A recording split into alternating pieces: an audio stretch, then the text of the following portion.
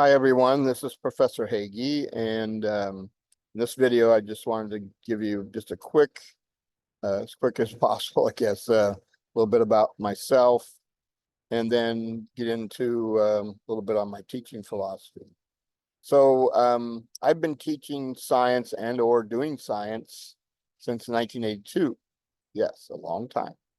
I received my undergraduate degree from Kearney State College, now UNK, in 1982.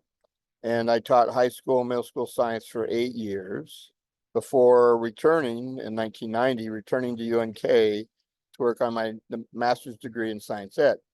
While working on my master's degree, I was a TA for Gen Bio and Zoology labs.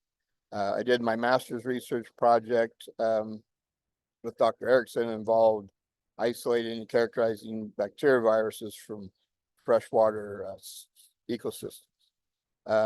After receiving my master's degree in 92, I moved on to UNL and continued graduate classes, researching and teaching. I was a TA for Gen Bio Labs at UNL for a year and a half or so. And then I started working with a class, team teaching in a class called Hands-on Biology for elementary ed majors.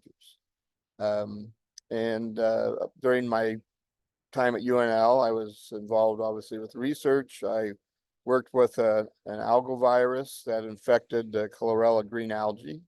That algal virus actually was discovered at UNL back in the late 70s. In 1999, I returned to secondary education. I taught high school biology for 3 years in Glenwood, Iowa, starting in 2002. And then I was lured back to Nebraska and took a science teaching position at Louisville High School.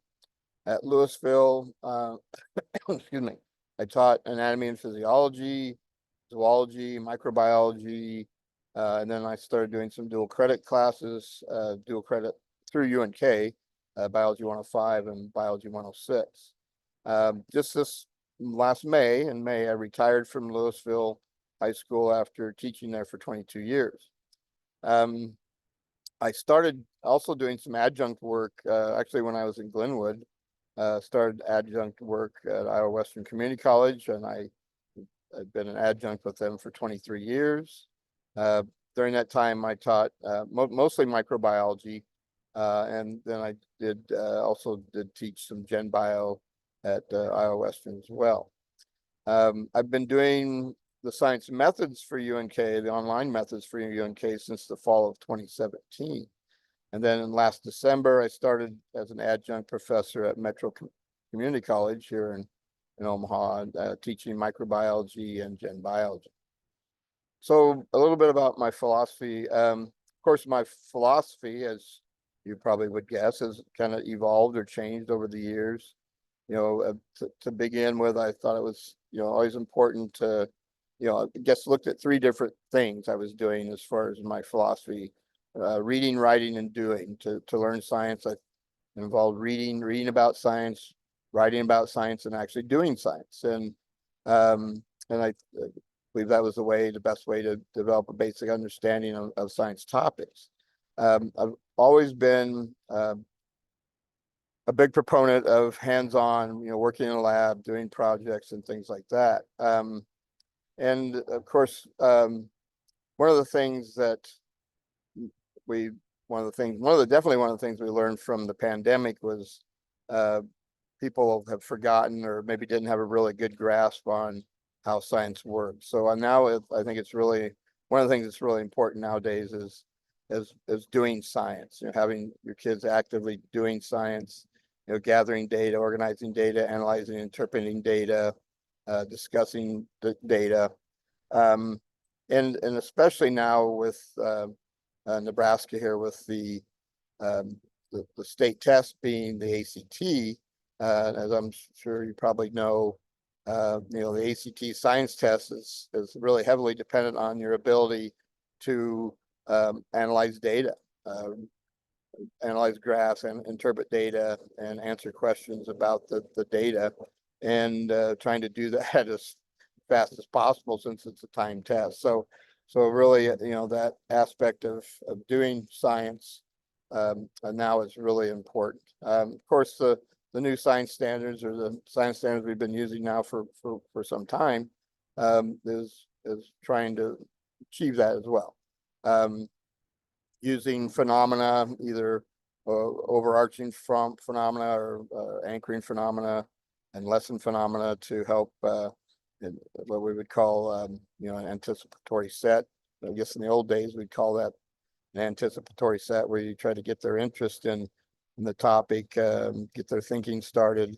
But again, doing science is still a big aspect and a really important aspect of science lessons, and always trying to make connections with science lessons, and connecting those to the real world.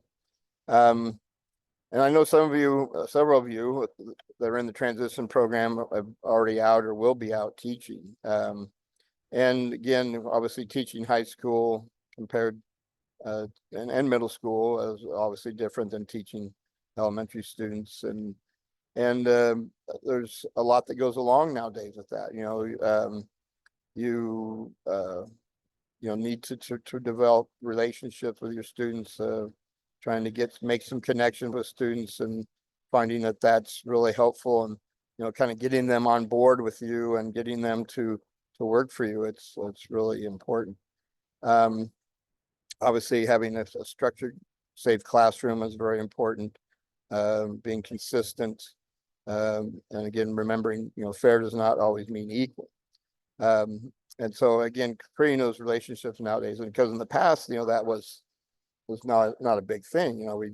We didn't really work at trying to create relationships as much as we maybe do today. And of course, we know that nowadays, students bring in a lot into your classroom from outside. That, I guess we call that outside baggage that comes into the classroom, and a lot of times that affects their behaviors that you may see them in the classroom. Of course, dealing with cell phones and having a cell phone policy, if this in your school and or in your classroom, is important. Use of technology, that's one of the things that I have evolved over the years, and I guess I've always been always enjoyed using the technology that was available, and now there's a wealth of technology that's available, and I'll be introducing you to some of the things that I use that I feel have really helped me with my teaching. Some things I've just come across in just the last couple of years too, and some things I've been using for several years. And then again, having those activity-based lessons, or we're going to have you do some things with, for example, project-based lessons. And I've got a couple lessons for you to go over here. Have not gotten them posted yet, but there'll be some lessons on project-based learning, using sites like Data Nuggets and things like that to help with getting kids actively involved in the lessons. Also being flexible, don't be afraid to try things. I had a superintendent was really good about talking about that, is don't be afraid to fail, because tomorrow is another day. If something doesn't work, you change it and keep going. Don't give up, and try to be flexible. That's one of the things I've always tried to do, is make my lessons every year. I will look at lessons. If there's lessons I didn't like, something about the lesson I didn't like, and I change it, try to make it better. And again, the technology, nowadays, as far as information, you can find the information easily. Information gathering is very easy nowadays, and so I really feel it's more important in being able to, because you can't access information, we use that information in project-based lessons or activities and labs, and those things like that, to help with their learning. Of course, for those of you who haven't gotten into a school yet, or in classroom yet, again, one of the important things will be, I'm sure they'll have mentors for you that you'll work with, but just figuring out how things work at your school. Again, the teacher mentors and people that you'll connect with in schools, if you're not out in the school yet, will be very valuable in helping you do that, because there's a lot of things other than just being in your classroom and teaching that go along with being a teacher in a high school or middle school. Of course, as lab safety is an important thing, and there's an assignment, the Flynn Science Safety course, and that'll help give you a really good, very good lessons and get you certified in lab safety. And so don't, if you haven't started on that, don't put that off, because it is quite extensive and it'll take you some time to get through all that, but it's very valuable. And so I will be posting some more videos here in the next week or so, and talking more about before we get into, actually getting into the big project on science lesson, developing science lessons.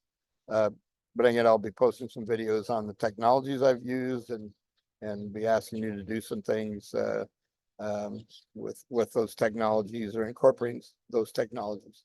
I know in some of the schools you may get into, they'll have a science program that they're using, and so then again, that's another thing with working with, if you're like in a small school, I was, there were just two of us teaching all the high school science. So, I had a lot of say in what lessons I was using, and what books I was using, and technologies I was using. But in some cases, if you get into bigger schools, there may be a set program that you have to follow. So then that's a whole nother story there, as far as integrating yourself into those situations where you already have lessons designed for you. So, all right. I don't know. Hopefully I'm outside doing this, so hopefully the noise, there's some background noise here. Hopefully that's not bleeding in here. But all right. So I want to try to keep this short. So you will look forward to getting to know more about you guys, and you look forward to more videos I'll be posting. So, all right. Well, I'll call it good for here, and thank you for watching.